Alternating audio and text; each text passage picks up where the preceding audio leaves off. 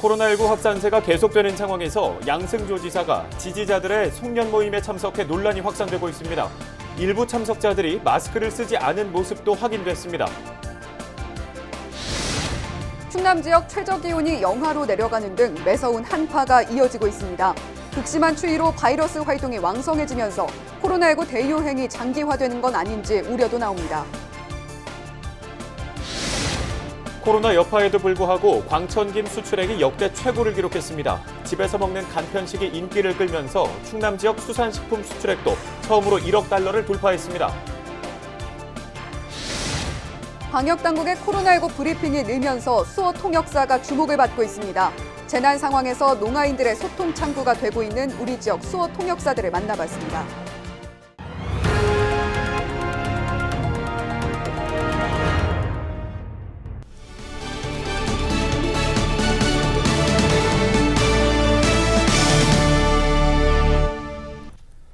시청자 여러분 안녕하십니까?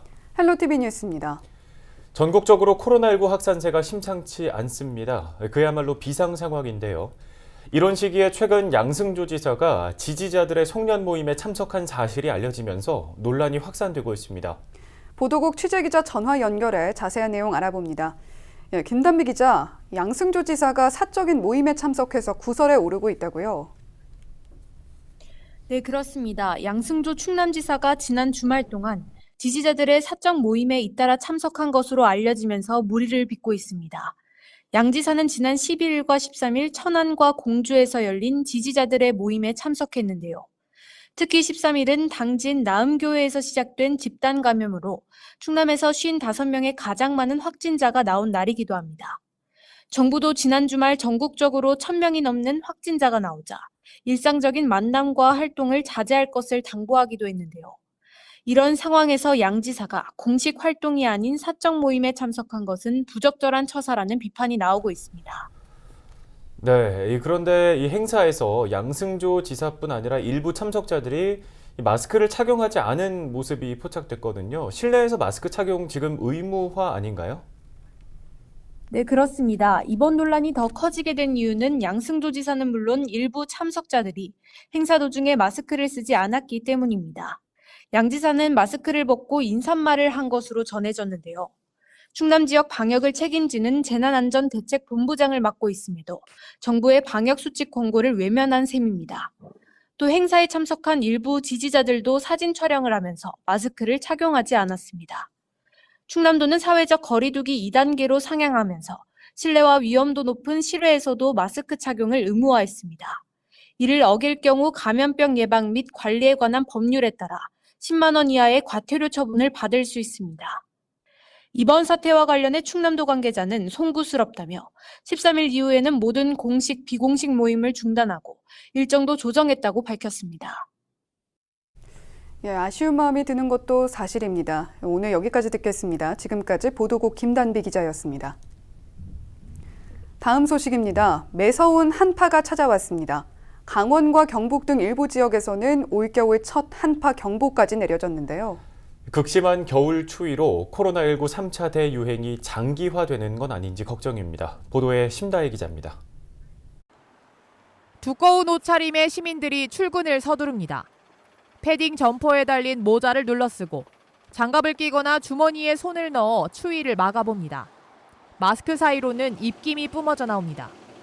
손도 많이 시리고요. 귀도 많이 시리고 마스크 썼을 때 좀 김도 많이 서리고. 안에 지금 이제 두둑하게 지금 입어갖고 지금 몸체가 지금 많이 불어 있어요. 눈이 그치고 찾아온 영하권 한파. 더 큰 걱정은 코로나 확산입니다. 이렇게 겨울철 춥고 건조한 날씨가 이어지면서 바이러스의 활동성과 또 전파력이 커졌다는 게 전문가들의 의견입니다. 실제로 본격적인 겨울 추위가 시작된 지난달부터 확진자가 급증하기 시작했습니다. 지난 8월 400명대까지 치솟았다가 두 자릿수로 떨어진 확진자 수. 이번 달 12일 1,000명이 넘는 환자가 나오면서 불과 한 달 만에 확진자가 10배 넘게 늘었습니다. 바이러스의 활동력이 왕성해지는 겨울철과 맞물려 확진자가 빠르게 늘어난 겁니다. 냉장고 온도라든지 이런 곳에서는 수개월 동안 살 수 있는 것도 있고요. 마이너스 20도가 되면은 훨씬 더 오래 견딜 수 있다고 하거든요. 연구마다 조금씩 다른데 뭐 한 2개월 이상 뭐 유지하는 것도 있고 그렇기 때문에 우리가 냉동식품에서 이렇게 뭐 코로나 바이러스가 운반되지 않냐 하는 그런 얘기도 나오고 있는 거죠. 추운 날씨에 산밀, 즉 밀집, 밀폐, 밀접한 실내 공간에 시민들이 모이는 것도 코로나 확산의 이유입니다. 이제 밖에 추우니까 환기하기도 어렵고 사람들이 야외 활동보다는 이제 실내 활동을 훨씬 더 많이 하게 될 수밖에 없기 때문에 결국 실내에 사람들이 모이게 되고 환기가 안 되는 실내에 사람들이 모여서 남은 12월은 작년 이맘때보다 춥고 건조한 날씨가 이어질 것이라는 관측이 나오는 상황. 전문가들은 마스크 착용 등 방역 수칙을 준수하고 춥더라도 실내 환기를 주기적으로 해야 한다고 조언합니다. 헬로티비 뉴스 심다혜입니다. 코로나19로 중소기업들의 어려움이 가중되고 있는 가운데 홍성 지역의 특산물인 이 광천 김 수출액은 역대 최고를 기록했습니다. 집에서 먹는 간편식이 인기를 끌면서 관련 업계는 위기를 기회로 삼겠다는 각오입니다. 한범호 기자입니다. 홍성에 있는 김 공장. 조미김 가공 생산 라인이 쉴 새 없이 움직입니다. 직원들은 각기 다른 언어가 적힌 상자에 김을 포장하느라 분주합니다. 이곳에서 생산된 김 가공식품은 국내뿐 아니라 미국과 중국 등 전 세계 15개 나라에 수출되고 있습니다. 수출 비중이 80%인 만큼 코로나19 초기만 해도 걱정이 앞섰습니다. 하지만 막상 뚜껑을 열어보니 수출액은 지난해보다 20% 정도 늘었습니다. 올해는 코로나로 인하여 생산량이 적을 줄 알았는데 의외로 더 늘어나서 올해 설비도 조금 확장해서 생산 캐파도 상당히 많이 늘렸습니다. 앞으로도 더욱 수출을 위해서 더 박차를 갈 생각입니다. 올해 광천김 수출액은 632억 원. 지난해보다 100억이 증가한 역대 최고액입니다. 충남 수산식품 전체로 보면 비중은 65%에 달합니다. 라면, 김치와 함께 식품 한류 열풍을 주도한 겁니다. 코로나19 상황 속에 집에서 장기간 간편하게 먹을 수 있다는 점이 강점으로 작용했다는 분석입니다. 가정에서 제일 많이 찾는 품목 중에 하나가 이제 김이다.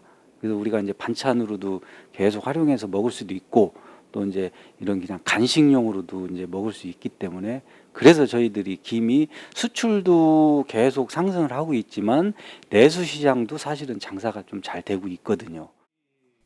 홍성군도 적극 지원에 나서고 있습니다. 올해 40억 원을 투입해 시설 확충과 포장재 보급 등을 도왔습니다. 내년엔 컨설팅과 홍보를 강화해 해외 시장을 더욱 활발히 개척하겠다는 계획입니다. 수산식품 수출 성장 기반을 지속적으로 확충할 계획이고요. 조미김에만 머무르지 않고 이제 수출 품목도 다변화해서 생산부터 유통, 판매 분야까지 다양한 지원 사업을 마련해서 추진할 예정입니다. 김 수출이 크게 늘면서 올해 충남 지역 수산식품 수출액은 사상 처음으로 1억 달러를 돌파했습니다. 코로나19 위기 속에도 다양한 판로 모색에 나서면서 지역 특산물의 새로운 가능성이 열리고 있습니다. 헬로티비 뉴스 한보호입니다. LG 헬로비전이 취약계층 아동의 안전한 겨울을 위해 화재 예방 지원에 나섰습니다. LG 헬로비전은 소방의 날을 맞아 전국 지역 아동센터 15곳에 소방 물품을 지원하고 있습니다. 충남에서는 15일 서산 행복한 아이들 지역 아동센터에 휴대용 소화 스프레이와 습식 마스크 등이 전달됐습니다. 이와 함께 소방용품 사용법과 대피 방법 등 화재 안전 교육도 진행됐는데요. LG 헬로비전의 이번 사회 공헌 활동에는 초록우산 어린이재단과 소방 전문 사회적 기업 대영 하이텍이 참여했습니다.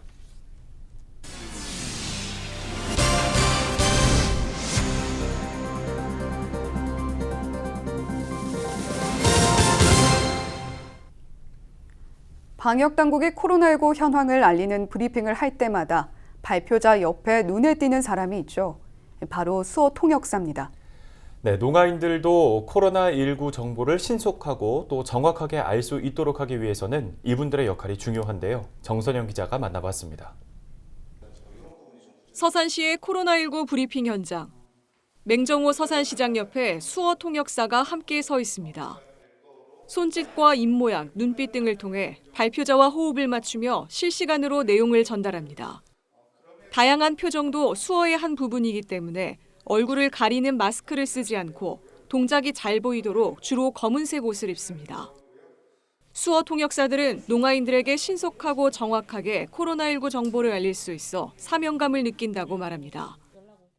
예전 같았으면은 저희가 뭐 한 분 한 분한테 영상 전화를 드리거나 아니면 자료를 만들어서 알려드렸어야 되는 상황이었는데 이제는 시장님 옆에서 브리핑할 때 같이 서서 농아인분들이 더 정확한 정보를 확실하게 얻을 수 있는 기회가 늘어나다 보니까 거기에 서서 제가 할 수 있는 거에 대해서 되게 큰 보람을 느끼고 있습니다. 방역당국의 코로나19 브리핑이 늘면서 통역사들도 긴장 속에 바쁜 일상을 보내고 있습니다. 서산시 수어통역센터에 소속된 수어통역사는 모두 4명으로 올해 서산에서만 20번 넘게 브리핑에 투입됐습니다. 시시각각 변하는 상황 탓에 사전 자료가 충분하지 않고 전문 용어도 많기 때문에 어려움도 적지 않다고 말합니다. 평상시에는 이제 뉴스를 보면서 뉴스도 보고 또 이제 브리핑을 보면서 저희가 모르는 단어들, 새로운 용어들을 공부하기도 하고요. 또 이제 이렇게 한국농아인협회 쪽이나 시청자 미디어 재단 쪽에서 수어 통역사들을 위한 교육을 하고 있어요. 그래서 그런 곳을 찾아가서 교육을 받고도 있고요. 코로나19로 수어 통역에 대한 관심이 커지면서 긍정적인 변화도 생겼습니다.